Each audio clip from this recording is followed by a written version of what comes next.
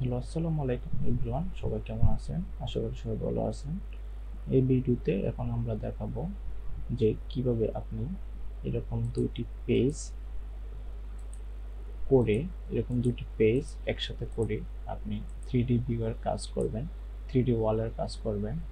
এই দেখুন এখানে যে ওয়ালগুলো করা আছে এবং এখানে এখানে আপনি সিলেক্ট করবেন, প্লাস এখানে আপনার অটো ওয়াল হয়ে যাবে। তো এরকম একটা পেজ কিভাবে আপনারা আনবেন সেটা আজকে আমরা দেখাবো। তাহলে চলুন শুরু করা যাক।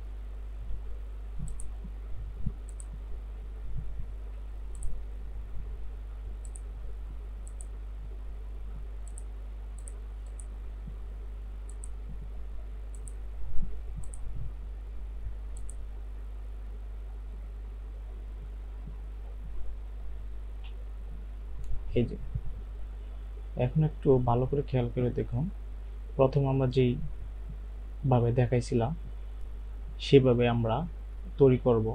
তাহলে প্রথমে আমাদের এরকম একটা plan, 2D war frame plan থাকে, সেই প্ল্যান থেকে আমরা 3D ওয়ালগুলো উঠাবো। তাহলে দুইটা অংশে করে নিব, দুইটা পার্ট করে নিব আমাদের কাজের সুবিধার্থে।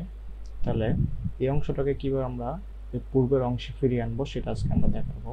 প্রথমে আমাদের কাজ করতে হবে, এই যে এখানে সেটিং লেখা দেখছেন, এখানে এটা ওয়ার্কশপ সুইচিং, এখানে ক্লিক করব। ক্লিক করার পরে 3D মডেলিং এটা ক্লিক করব। ক্লিক করার পরে এই যে এখানে দেখতেছেন মাইনাস পয়েন্ট এখানে ক্লিক করব। ভিউ পোর্ট কনফিগারেশন লিস্ট, এখান থেকে টু ভার্টিক্যাল এটা ক্লিক করব।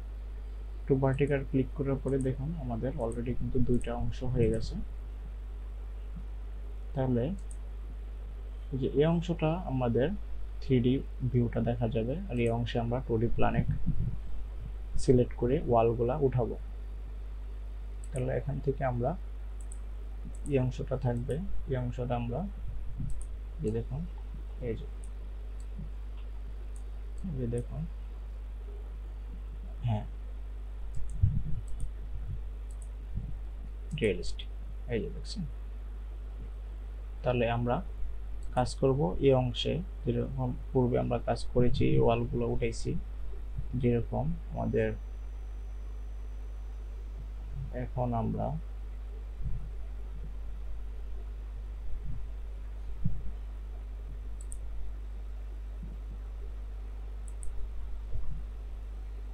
যদি কাজ করি, ধরুন এই ওয়ালটা উঠানো হয়েছে, এই যে এই ওয়ালটা উঠানো হয়েছে, এই যে দেখাচ্ছি, আমরা ধরলে বোঝা যাচ্ছে এই যে ওয়াল এটা উঠানো হয়েছে।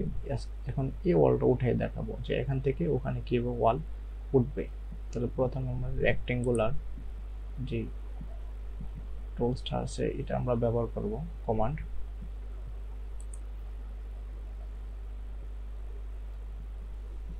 পুরোটা নিয়ে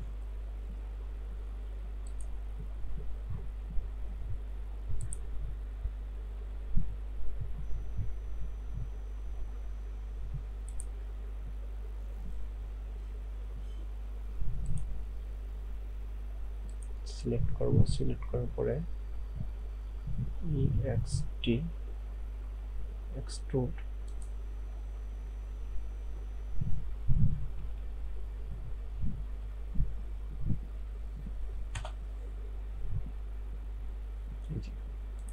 আমাদের এখন কিন্তু ওয়াল উঠে গেছে।